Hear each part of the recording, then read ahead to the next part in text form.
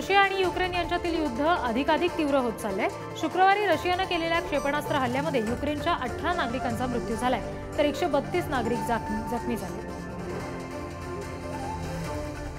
भारताने हाफिज सईदच्या प्रत्यार्पणाची मागणी केली आहे। त्यासाठी आवश्यक कागदपत्र पाकिस्तान सरकारला पाठवण्यात आली आहेत। परराष्ट्र मंत्रालयाचे प्रवक्ते अरिंदम बागची यांनी ही माहिती दिली।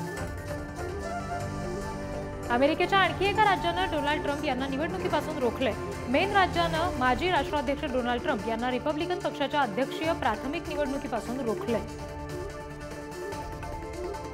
चीनचे राष्ट्राध्यक्ष जिनपिंग यांनी डोंग जून यांची नवे संरक्षण मंत्री म्हणून नियुक्ती केली आहे। डोंग जून हे चीनच्या पीपल्स लिबरेशन आर्मीचे नौदल प्रमुख होते।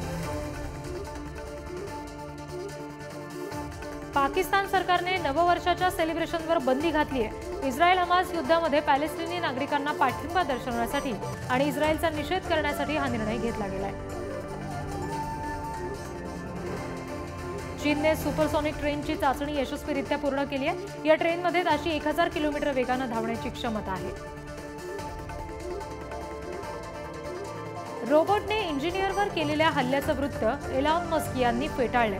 2021 मध्ये टेस्ला कंपनीच्या गिगा टेक्सास इथल्या कारखान्यामध्ये एका कर्मचाऱ्यावर रोबोटने हल्ला केला होता।